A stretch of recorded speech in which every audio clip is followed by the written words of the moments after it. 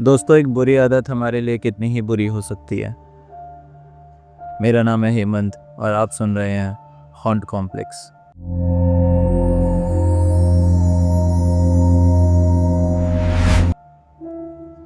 रोहन को लगता था वो अपनी जिंदगी का खुद मालिक है। चेन स्मोकर्स के लिए दिन की 3 डब्बियां बड़ी ही आम बात है।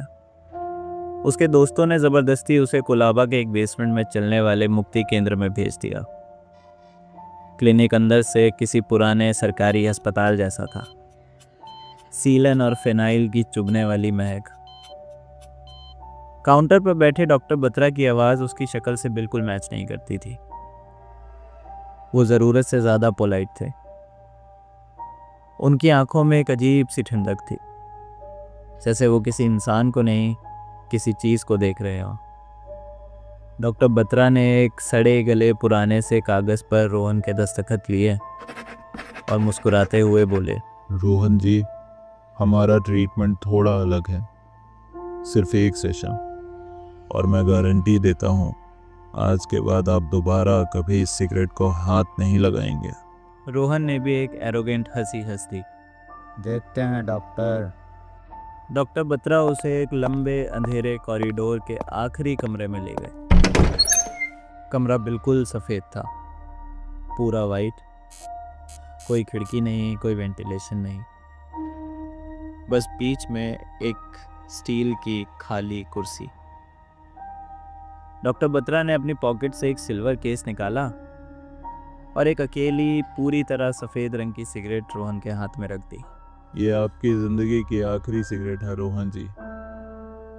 रूल बस एक है, जब तक ये सिगरेट पूरी तरह जलकर खत्म नहीं होती आप इस कमरे से बाहर नहीं आएंगे। इससे पहले कि रोहन कुछ कह पाता, डॉक्टर बत्रा बाहर गए और दरवाज़ा बाहर से बंद कर दिया। रोहन ने मनी में उसे 2 गालियां दी, कुर्सी पर बैठा और अपनी पॉकेट से लाइटर निकालकर उस सिगरेट को जला लिया। उसने एक लंबा गहरा कश लिया, पर जैसे ही उसने धुआं बाहर छोड़ा कुछ अजीब हुआ। धुआं हवा में उड़ने के बजाय जमीन की तरफ गिरने लगा, जैसे उस धुएं में बहुत वजन हो। वो धुआं सलेटी रंग के सांपों की तरह उसके जूतों के आसपास रेंगने लगा। 20 मिनट गुजर गए। रोहन लगातार स्मोक कर रहा था। कमरे में धुआं उसके घुटनों तक भर चुका था। पर तभी रोहन की नज़र अपनी उंगलियों के बीच दबी उस सिगरेट पर गई।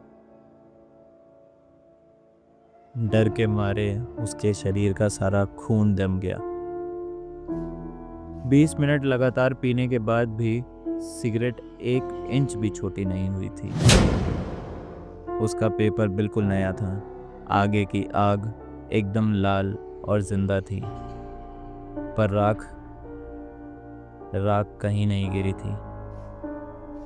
रोहन को अचानक घबराहट होने लगी। उसने सोचा, बहुत हो गई है बकवास। उसने सिगरेट को अपने होठों से हटाने के लिए हाथ आगे बढ़ाया। उसने सिगरेट पकड़ी और खींची, पर वो निकली ही नहीं। सिगरेट उसके होठों की चमड़ी के साथ जुड़ चुकी थी, पिघलकर उसके मांस का हिस्सा बन चुकी थी। रोहन ने घबराकर जोर से खींचा। रोहन के होठ फट गए, खून निकलने लगा, पर सिगरेट वहीं दबी रही। वो चीखना चाहता था, पर जब भी वो मुंह खोलने की कोशिश करता, एक और लंबा कश उसके अंदर चला जाता।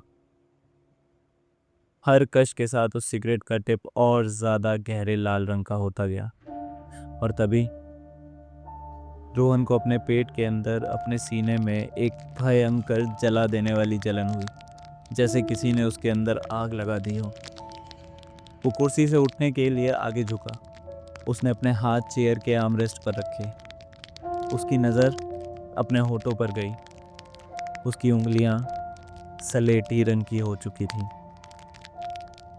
उसकी चमड़ी सूखी मिट्टी की तरह क्रैक हो रही थी, झड़ रही थी।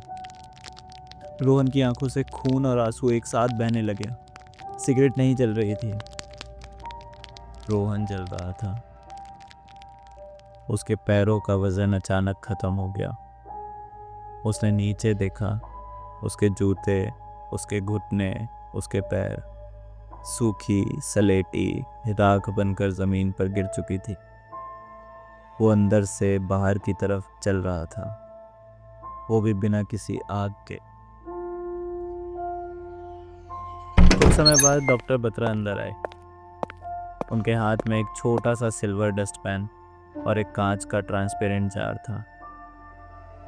जमीन पर अब रोहन का कोई जिस्म नहीं था, सिर्फ एक राख का ढेर था। उस ढेर के ऊपर रोहन का सर और आधा बचा सीना था। वो जिंदा था, पैरालाइज्ड, क्योंकि शरीर हिलाने के लिए उसके पास ज़्यादा कुछ अब बचा नहीं था।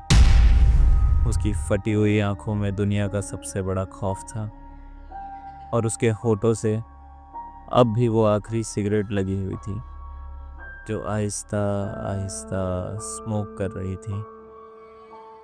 डॉक्टर बत्रा मुस्कुराए। उन्होंने आराम से ज़मीन पर बिखरी रोहन की राख को डस्टपैन से समेटा और कांच के जार में डाल दिया। उन्होंने रोहन की फटी हुई आंखों में देखते हुए कहा, लोग कहते हैं आदत छूटती नहीं रोहन जी। हम कहते हैं आदत इंसान को खा जाती है। डॉक्टर बत्रा कमरे से बाहर निकले। वो एक बड़े से हॉल में खड़े थे। वहाँ ऐसे हजारों कांच के जार लाइन से रखे थे।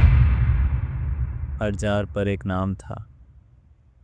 डॉक्टर बत्रा ने अपने जार का ढक्कन खोला, रोहन के राख की एक चुटकी निकाली, एक खाली पेपर में रोल कर कर उसे भरा, लाइटर से आग लगाई और एक लंबा सुकून भरा कश लिया।